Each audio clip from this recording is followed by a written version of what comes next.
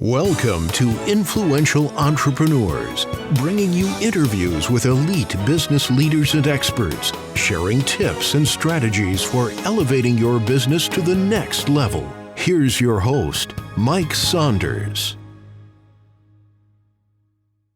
Hello and welcome to this episode of Influential Entrepreneurs. This is Mike Saunders, the Authority Positioning Coach.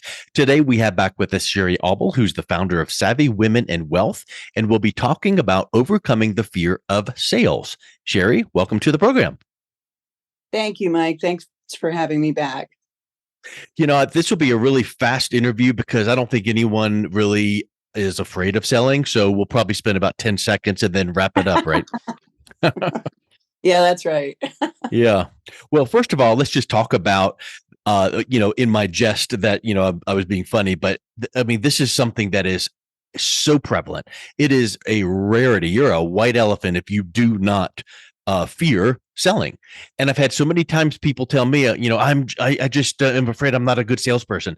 And my comment is good, because if you feel like you're a salesperson, you could come off salesy and people can smell that commission breath on your breath and in your tone of voice. So talk a little bit about how you approach this with your clients when you are getting them ready to start learning how to sell. So that's a good intro, because unfortunately today, sales still brings up a lot of negative feelings for people. And in fact, just mentioning the word sales can make people feel super stressed out and anxious. And I think it's because of this long-standing stereotypical image of sales being this fast, slick, pushy car salesman. And that's the last thing we want to come across to with our customers. But that gets in our head and it gets in our way to the extent that we're willing to sacrifice our sales just to avoid that image. Yeah. But because in reality, it really starts with your own mindset of how you view sales, right? Because if you view sales as like what's it going to take to get you in this car and overcoming every objection with being pushy just to get the numbers, that's not the way to do it. So talk a little bit about how you are training people that you work with just to start polishing up that mindset. So first, you're absolutely right. This is all about mindset. And one of our biggest fears around sales is getting the no, being rejected. We also have fears around not being liked. 59% of people who sell say they have a big fear of not being liked.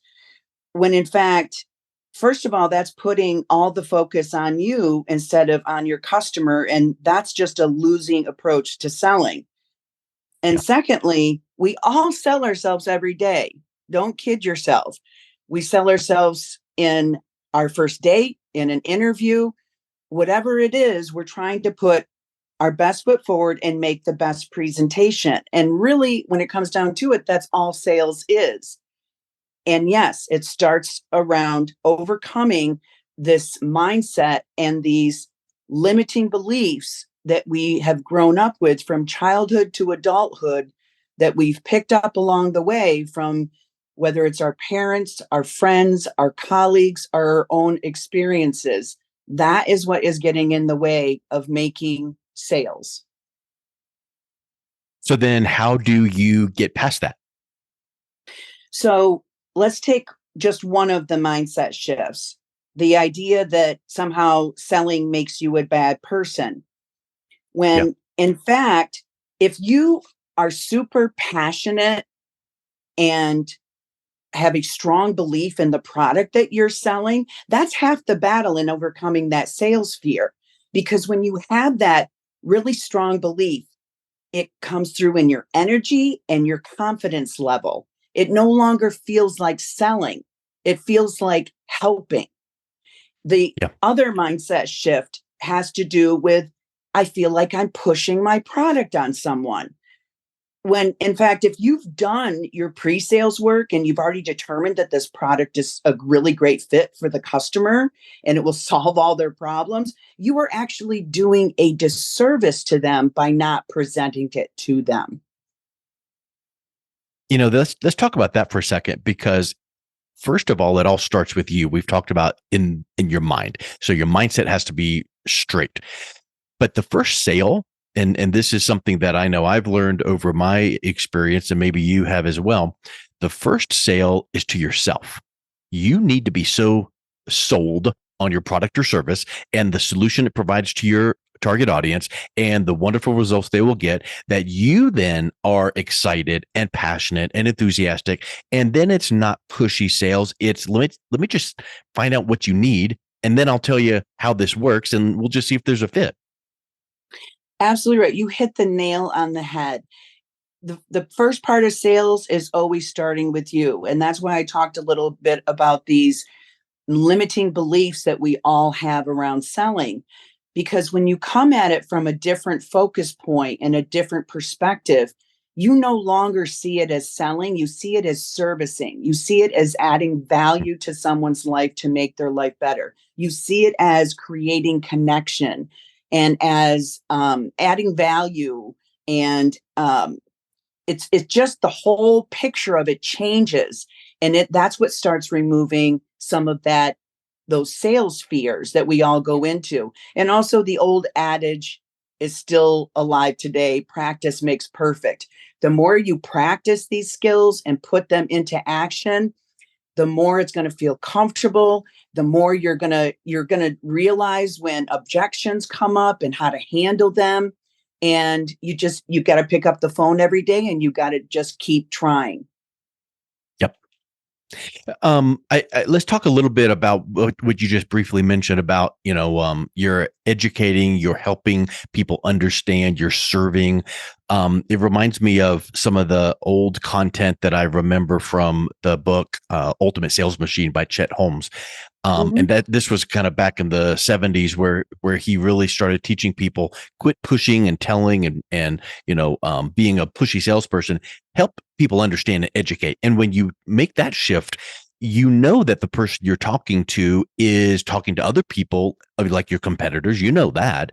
Well, what are they going to get from them? And if they get from them that pushiness, and you then are just going, hey, tell me what you need, and let me help you understand this and this and that. And when you're talking to other, providers in our industry, make sure you're asking this question and understand what they mean by that. All of a sudden now you become a trusted advisor, right? Exactly right. And you touched on a couple of points here. Number one, the key to sales is 80% listening and 20% talking. When in fact, majority of people do the opposite of that because they just want to tell you all about their product.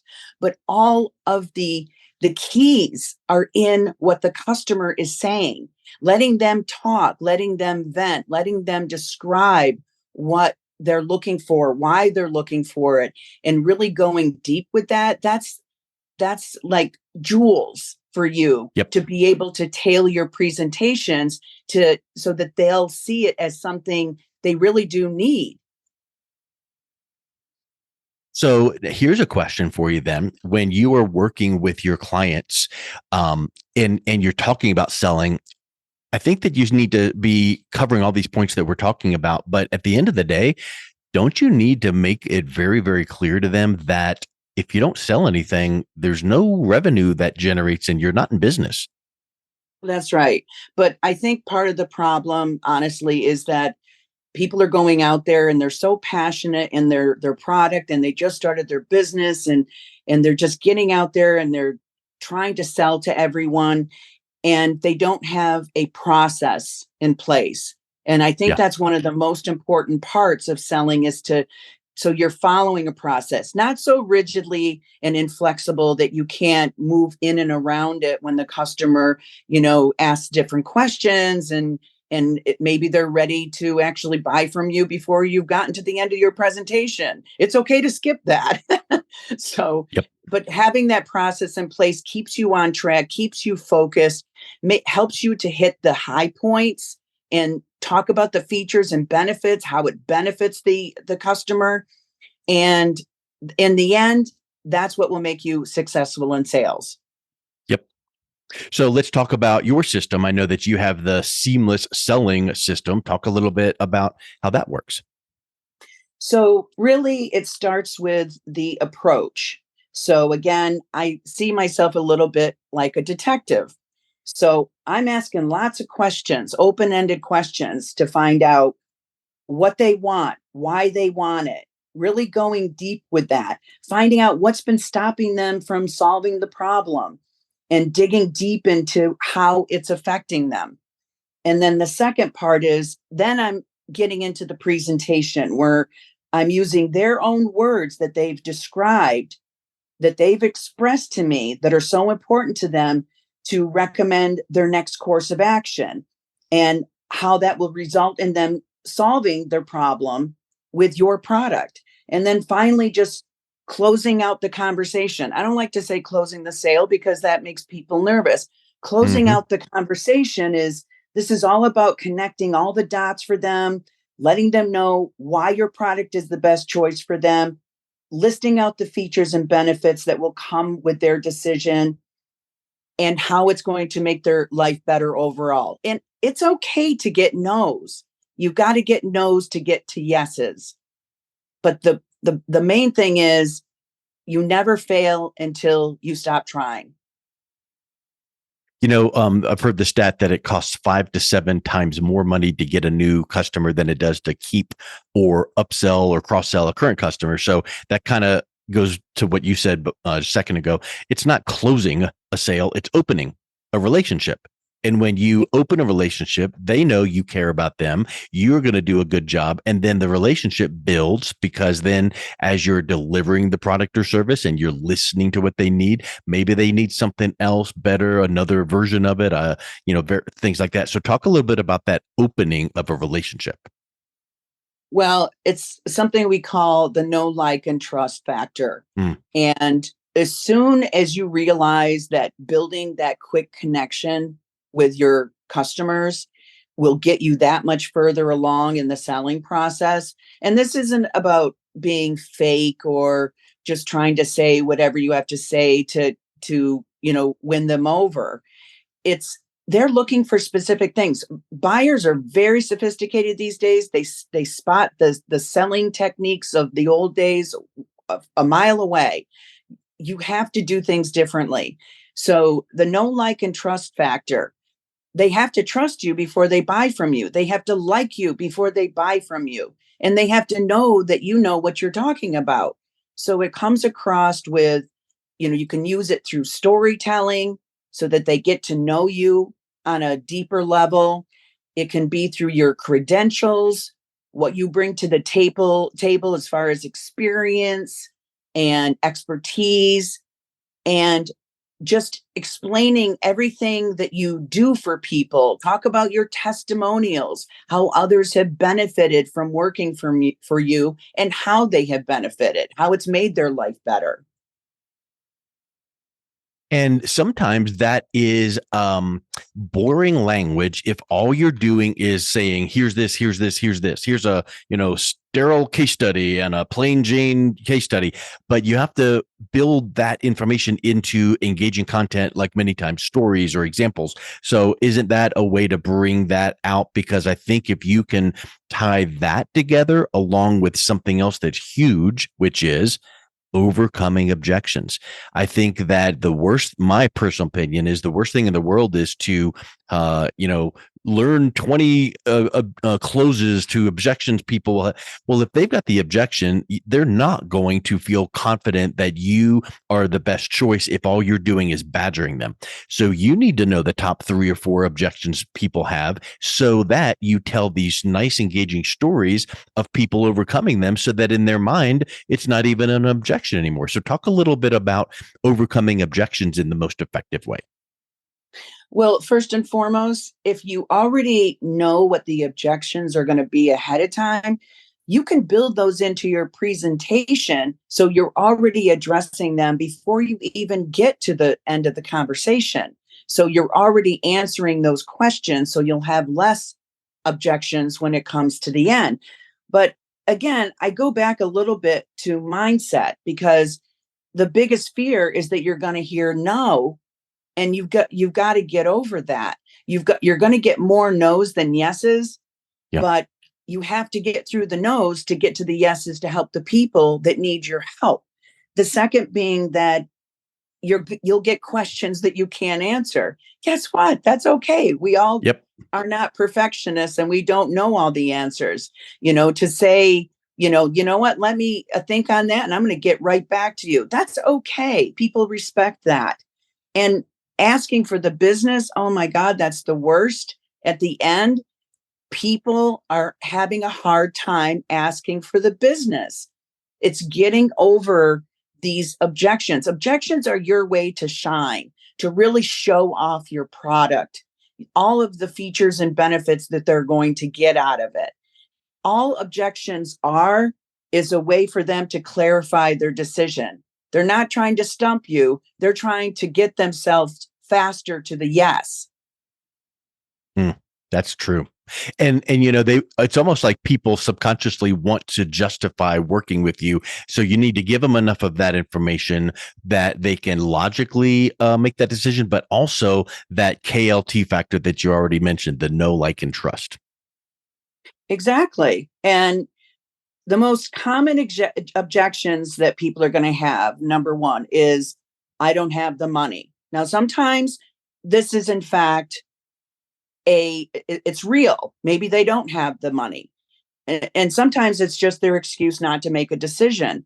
But either way, you can use techniques like, well, we actually we offer a payment plan. Make it easier for them to say yes. There's also uncertainty if they don't like you. And that's what we talked about bring it back to the know, like, and trust factor. Help them get to know you so they trust in what you're saying. And then finally, it's like, the timing. That's the biggest thing. Well, I'm kind of not ready right now. You help them to become ready by offering things like limited time bonuses or price discounts up to a certain date. You give them reasons to make the decision today. Because let's face it, why do we have to use those techniques? Because change is hard for everybody, and it's too comfortable to stay in the status quo. So you have to help them take that big step to make their situation better. Yeah.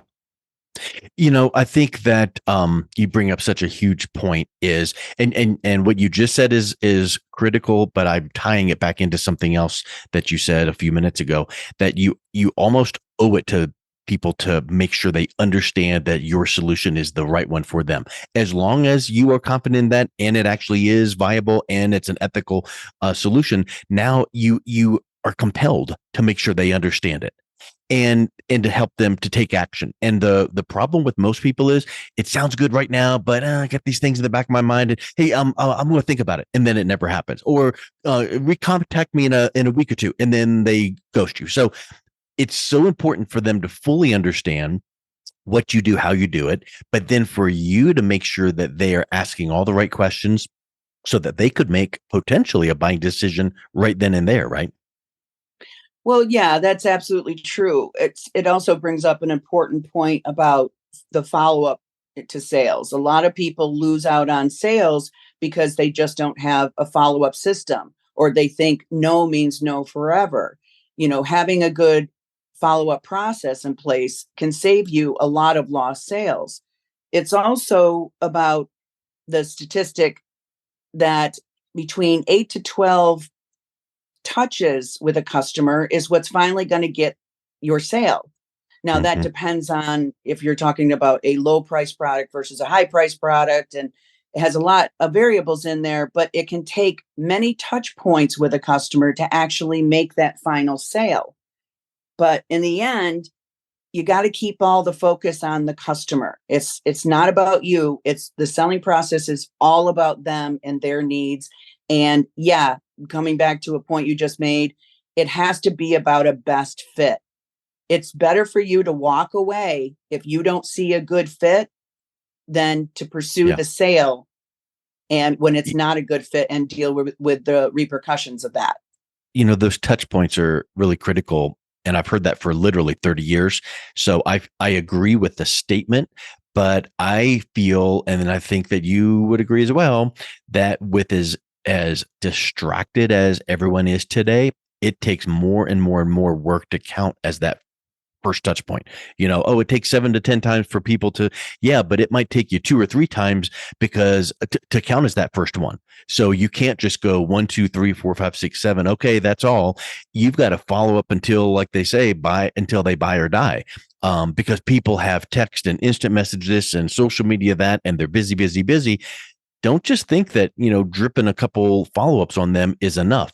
You've got to make sure that it's helpful educational content and you're constantly staying in touch with them at the right frequency, not daily, maybe not even weekly, but every couple, 3 weeks, you're just checking in on them with another helpful tip or educational article or link to a podcast episode where they can learn more, and they then view you as that person that has the resources to help them solve that problem. Well, you hit on a lot of good points here because we are all super distracted. We're busier than ever. And my memory isn't the greatest. So I completely forget, things from time to time myself. So think about what your average customer is dealing with and couple that with the amount of competition out there. You're not the only game in town. So you have to compete with all those other people. And this starts to come around to the marketing piece of it, which is creating this, really captivating content that you're putting out there on social media, which everybody is on today. And, your website being the tool to engage with people and really start that relationship with people and just really using all of those tools and techniques to get your name out there, get your work out there, educate people, add value. That's what's going to get you noticed and get you a little bit above the rest of the competition. Yes, 100%. Well, I'll tell you what, Sherry, we've really covered a whole lot of great content here at the on overcoming sales resistance and from prospects as well as your own mindset. So I think it's been so helpful. If someone is interested in learning more about your process and system and how you can assist them, what's the best way that they can reach out and connect with you? Well, we do have a free masterclass coming up where I'll be teaching about the 5-step online business profit formula and how you can take your business to 6 figures faster and easier. And it's using my Savvy system to amplify your message, accelerate your business knowledge and skills, and leave you more empowered and confident to run your business. And you can just direct message me at savvywomenandwealth@gmail.com or visit my website at savvywomenandwealth.com. Excellent. Well, Sherry, thanks so much for coming back on today. It's been a real pleasure talking with you. And thank you, Mike. I appreciate it. You've been listening to Influential Entrepreneurs with Mike Saunders. To learn more about the resources mentioned on today's show or listen to past episodes, visit www.influentialentrepreneursradio.com.